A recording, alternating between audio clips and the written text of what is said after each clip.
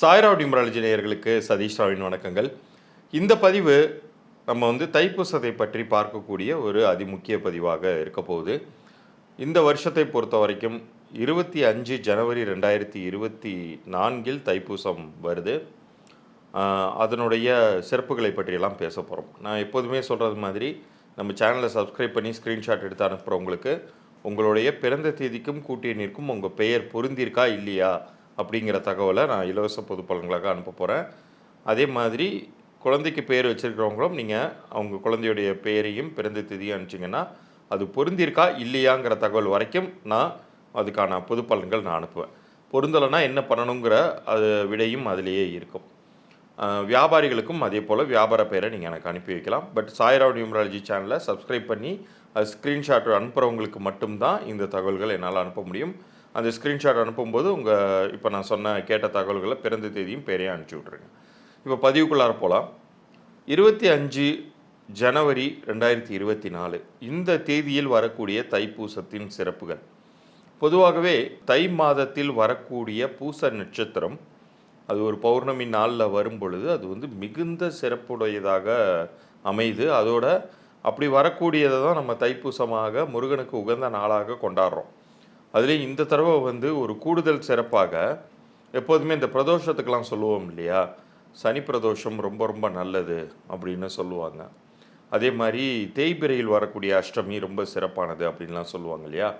அதுபோல் இப்போது வரக்கூடிய இந்த தைப்பூசம் 25ஆம் தேதி வருவதுங்கிறது மிகுந்த சிறப்பான ஒரு விஷயம்ங்க. காரணம் என்ன அப்படின்னு சொல்லி கேட்டிங்கன்னா, பொதுவாக குருவாக முருகனை வணங்கக்கூடிய ஸ்தலங்களில் முதன்மையானது திருச்செந்தூர். திருச்செந்தூரில் பிரணவத்தின் பொருளை சிவபெருமானுக்கு உரைத்த இடமாகவும் அது கருதப்படுவதனால், பிரணவ மந்திரத்தை ஒரு குருவாக நின்று அதற்கான அர்த்தத்தை போதித்த இடமாக கருதப்படுவதனால் அந்த இடம் மிகவும் சக்தி வாய்ந்த இடமாக கருதப்படுது. அதுவும் நம்ம தமிழ்நாட்டில் இருக்கக்கூடிய ஸ்தலங்கள்லேயே குருவுக்கான ஸ்தலங்கள் அப்படின்னு சொல்லி பார்த்தா ஆலங்குடியை விடவும் ஒரு படி மேலன்னே சொல்லலாம் திருச்செந்தூர். அதனால தான் அங்கே போய் ஒரு வேண்டுதல் வைக்கும்போது அது முழுமையாக ரொம்ப சீக்கிரமாகவே பலன் தந்துடுது. அது அந்த அளவுக்கு ஒரு முக்கியமான ஒரு ஸ்தலமாக முருகனுடைய ஸ்தலத்தை தான் நம்ம சொல்கிறோம்.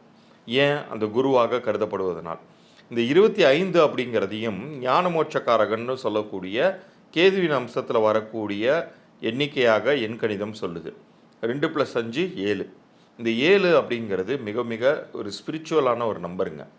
இந்த உலகத்தில் இருக்கக்கூடிய அனைத்து விஷயங்களையும் ஒரு குறிப்பிட்ட எல்லைக்குள்ளார கடவுள் அடக்க நினைத்தப்ப அது 7ஆம் எண்ணிற்குள்ளார அதை கொண்டு வந்தார் அப்படின்னு சொல்லுவாங்க. அதனால தான் சப்த ஸ்வரங்கள், சப்தன்னா 7ன்னு அர்த்தம். 7 ஸ்வரங்கள், சப்த கன்னியர்கள், சப்த ரிஷிகள் அப்படின்னு சொல்லிட்டு எல்லாமே 7ஆக இருந்துச்சு. நம்ம அன்றாடம் ஃபாலோ பண்ணக்கூடிய அந்த கேலண்டரில் கூட வாரமே 7 தானே. ஸோ இந்த 7 அப்படிங்கிறது மிக மிக சிறப்பு வாய்ந்த ஒரு விஷயம் மட்டுமல்ல, குருவினுடைய பரிபூரண அருளை பெற்றுத்தரக்கூடிய ஒரு அற்புதமான தேதியாக அந்த தேதி அமைது. இப்படிப்பட்ட 25ஆம் தேதியில் இந்த தைப்பூசம் பிறப்பது அப்படிங்கிறது ரொம்ப ரொம்ப ஒரு சிறப்பான ஒரு தைப்பூசமாக இது அமைது. அதுவும் அந்த பௌர்ணமி நாளில் பொதுவாக பௌர்ணமி தினங்களே குருவின் நல்லாசிகள் பெறக்கூடிய ஒரு வாய்ப்பை தரக்கூடியதாக இருக்கிறதுனால தான் பௌர்ணமி தினத்தை நம்ம குரு பூர்ணிமானே நம்ம அதை சொல்லி ஒரு நாள் கொண்டாடுறோம். ஸோ அந்த அளவுக்கு ஒரு மிக எல்லா வகையிலையும் மேன்மை பெற்ற ஒரு நாளாக இந்த 2024 வரக்கூடிய தைப்பூசம் அமையுது. இதில் ரொம்ப ரொம்ப இன்னொரு முக்கிய விஷயத்தை குறிப்பிட்டோம்னா, இந்த மாதம் முழுக்கவே பார்த்திங்கன்னா தேதியும் சரி தேதியின் கூட்டு எண்ணும் ஒரே எண்ணாக வந்து கொண்டிருக்கும். அதுலேயும் இந்த 25 ஜனவரி 2024லையும் அதே போல் கூட்டுத்தொகை அதை நீங்கள் சிம்பிளிஃபை பண்ணி பார்த்தீங்கன்னா 25/1/2024 இது அப்படியே ஒரு பேப்பரில் எழுதிட்டு ஒவ்வொரு நம்பர் பக்கத்துலேயும் ப்ளஸ் போட்டிங்கன்னா வரக்கூடிய கூட்டுத்தொகையும் ஒன்றோட ஒன்று கூட்டி பார்த்தீங்கன்னா 7ஆம் எண் தான் அந்த இடத்துல நிற்கும். ஸோ உங்களுடைய குடும்பத்தில் எந்த விதமான சிக்கல்கள் இருந்தாலும் அல்லது எல்லா விதத்திலும் நீங்கள் மேன்மையை எதிர்பார்த்து காத்திருந்தாலும் இந்த தைப்பூச நாளை பயன்படுத்தி கொள்ளுங்கள். எக்ஸாக்டாக அன்றைய ஒரு நாள் நீங்கள் மிஸ் பண்ணிட்டாலும் கூட இந்த தை மாதம் முடிவதற்குள் ஏதேனும் ஒரு நாளில் நீங்கள் பழமை வாய்ந்த முருகன் ஆலயம், உங்கள் வீட்டிற்கு அருகில் இருக்கக்கூடிய பழமை வாய்ந்த முருகன் ஆலயத்திற்கு கூட செல்லலாம். அங்கே நீங்கள் போயிட்டு முடிந்தவரை நீங்கள் வந்து அங்கே கோயிலுக்கு நீங்கள் அபிஷேகத்திற்கு பாலோ அல்லது ஒரு சக்கரை பொங்கலோ இது மாதிரி நிவேதனம் பண்ணணும் அப்படிங்கிறதை காட்டிலும், அங்கு வாசலில் உட்கார்ந்துருக்கக்கூடியவர்களுக்கோ அல்லது பசியில் வாடக்கூடியவர்களுக்கோ உங்களால் முடிந்த ஒரு 5 பேருக்கோ அல்லது 10 பேருக்கோ நீங்கள் வந்து சாப்பாடு கொடுங்க. அல்லது ஒரு பிரசாதமாக நீங்கள் வீட்டில் செஞ்சு எடுத்துகிட்டு போய் இருந்ததை அவங்களுக்கு விநியோகம் பண்ணுங்கள். கூடுதலாக ஒரு 10 ரூபா சின்ன தண்ணி பாட்டில் நீங்கள் வாங்கி கொடுத்தாலும் பரவாயில்ல. அந்த தாக சாந்திங்கிறதும் உங்களுடைய வாழ்க்கையில் பெரிய அளவுக்கு உங்கள் பிரச்சனைகளை கம்மி பண்ணும். ஸோ இது வந்து முருகனுக்கு உகந்த ஒரு இடத்தில் செய்யும் பொழுது அது முழு வீரியமிக்கதாக அமைந்து உங்களுடைய பிரச்சனைகளை பெரிய அளவுக்கு கம்மி பண்ணும் அப்படிங்கிறத உறுதியாக சொல்லலாம். இந்த பதிவு காண கிடைப்பதற்கே வந்து முருகப்பெருமானின் அருள் வேண்டும் அப்படிங்கிறத புரிஞ்சுக்கோங்க. இப்போ இதே டயத்தில் இந்த செகண்டில் எத்தனையோ பேர் வேறு வேறு யூடியூப் சேனல்லையோ அல்லது டிவி ப்ரோக்ராமையோ கூட பார்த்து கொண்டிருக்கலாம். உங்களுக்கு இது காண கிடைப்பது அப்படிங்கிறது ஏதோ ஒன்று வந்து உங்களுக்கு முருகப்பெருமான் அறிவுறுத்துறாரு அப்படிங்கிறத தீர்மானம் பண்ணிக்கோங்க. ஸோ இந்த காலகட்டத்தை நீங்கள் பயன்படுத்திக்கிட்டு அவருடைய குருவாக நினைத்து அவரை நீங்கள் வழிபடும் பொழுது உங்களுடைய வாழ்வில் கிரகங்களால் ஏற்பட்ட சிக்கல்கள் அனைத்தும் தீரப்போகுது அப்படிங்கிறது ரொம்ப நிச்சயங்க.